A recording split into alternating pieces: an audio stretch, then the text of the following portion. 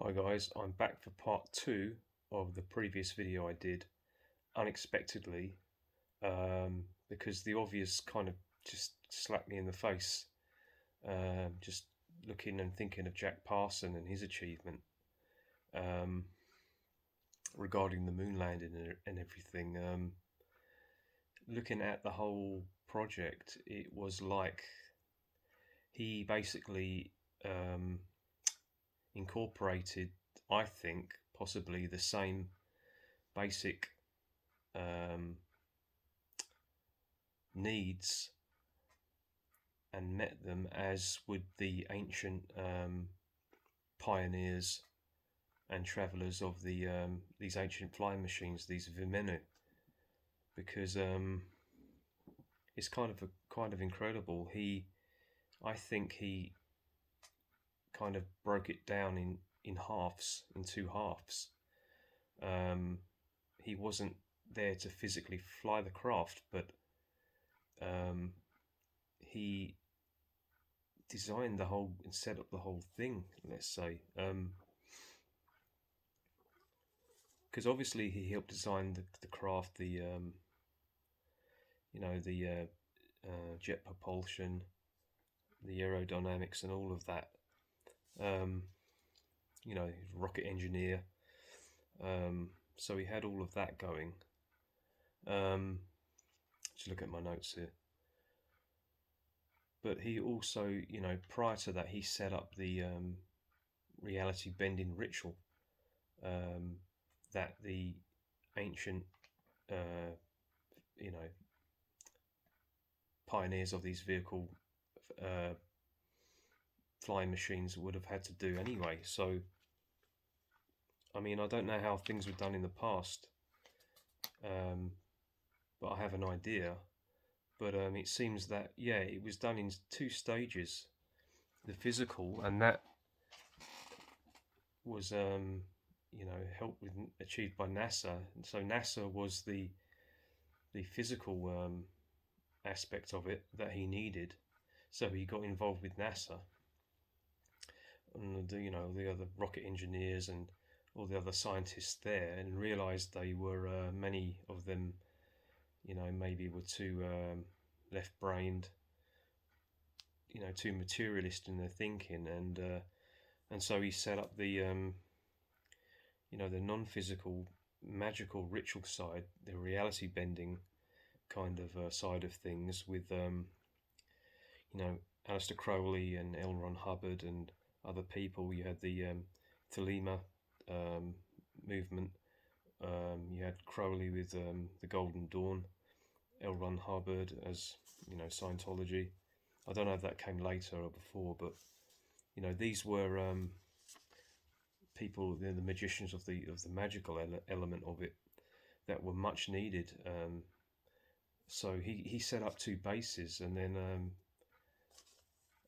from what I understand, he was encouraging people from NASA to participate in these magical workings as well.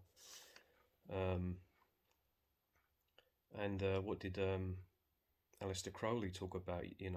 Do as your will. It's the power of the will, power of the human consciousness, and this is the secret to flying these ancient machines, I think. So it's kind of obvious when you look at it. So talking about doing your will, I looked on Wikipedia, or I think it's Wikipedia, but it doesn't matter, about a speech that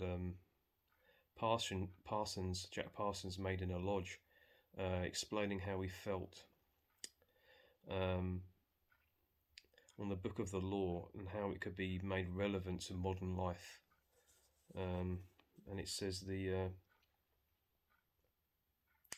mainspring of an individual is his creative will. This will is the sum of his tendencies, his destiny, his inner truth.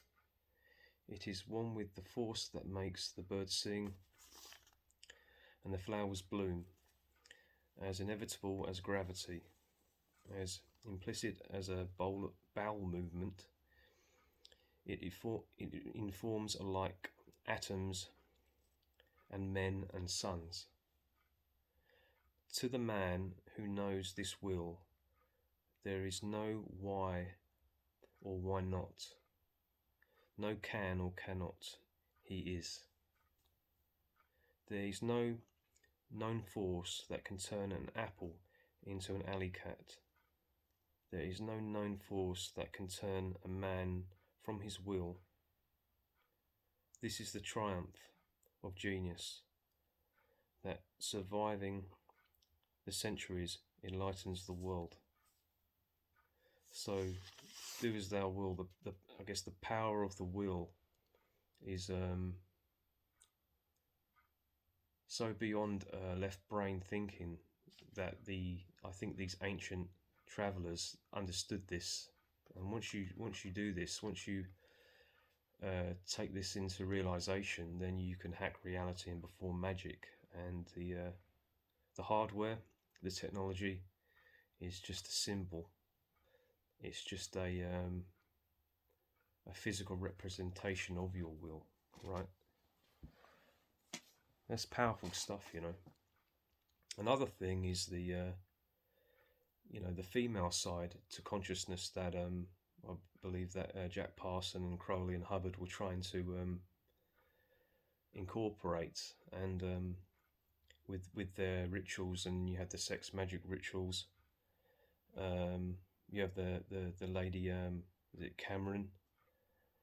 That's a surname, who became that extra element that was needed, and probably maybe many women as well. As I say, I'm not that clued in my research and the details, but I basically get the picture. And again, I'm thinking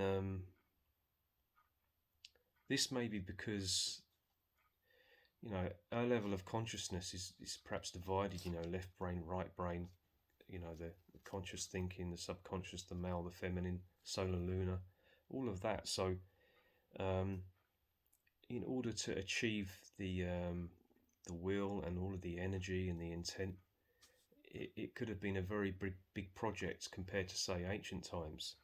So he had to organize just as many people and minds in these magical rituals as perhaps he had to organize, or were the people that were organized in NASA, or the scientists with the physical hardware. This is like so you can see the NASA as the left brain, and then the all of these magical rituals such as the Golden Dawn, etc., that he was involved in with others as the right brain. You know, it was like a big project. So so it was almost like the reason why he was perhaps trying to get NASA scientists to come over into these magic rituals and these organizations is because he was trying to bridge the gap between, you know, the left and the right hemispheres. He was trying to bridge the gap and trying to heal the schism, if you like, of the zeitgeist of the times, you know, the way our consciousness was. He was trying to unite the two, yin and yang, and all of that on a big scale to create a lot of energy. And so for him, you know, in this situation, you know, the magical occult act he participated in, it was done on the ground. He designed, you know, helped design at least the hardware and the technology with his knowledge and rocket propulsion, etc. And but he wasn't actually physically traveling. But what if, going back to ancient times, these pioneers of these vehicles, they set up their ritual just by themselves. They designed it, and then they left this reality and traveled into space or another dimension or wherever. They didn't need any people involved. They didn't need a physical man and a physical woman to perform their ritual, because they had already achieved a spiritual androgyny within their self, knowing that they're both these forces. So in a way they were a lot more, things were more simplistic, but actually more advanced, because they had more inner awareness and inner power and inner potential. They were like a sun in what they could do. Not saying that Jack Parsons, Crowley, and Hubbard weren't sons, but they maybe understood that in their own time, that because of the consciousness of humanity, that may not have been possible. So it had to be done like to be broken down, and it took more time. But ultimately, it was the same thing, because my understanding is that this was a ritual and I have to thank Thomas Sheridan for his video, his documentary he did on Jack Parson. My understanding of this is that without the ritual, without Jack Parson, without his intent, and with Aleister Crowley and L. Ron Hubbard and all of the people involved, with their knowledge, that tin can probably wouldn't have got to the moon and back. So they'd already bent reality and shaped reality to their will in order for that, for the hardware to go, from A to B and back again. And that's maybe why, when you look, I went to the, I think it's the British Science Museum in London, and I saw the little vehicle that actually went on the moon, the whatever it was called, and it just looked so fragile. It looked like it was covered in tin foil from a Kit Kat wrapper, and I can understand people saying, oh, it's all fake. They didn't go there in that. They would have, died from radiation, or it wouldn't have held up. How did they survive? Etc., etc. Well, that's because of it's very likely because of Jack Parsons' magical ritual. It defied the laws of physics, let's say. And so this is what the pioneers of the Vimana, they defied, the laws of common physics, they defied the common person's understanding of reality. They were so out of the box, and so they did as their will, and they made miracles, and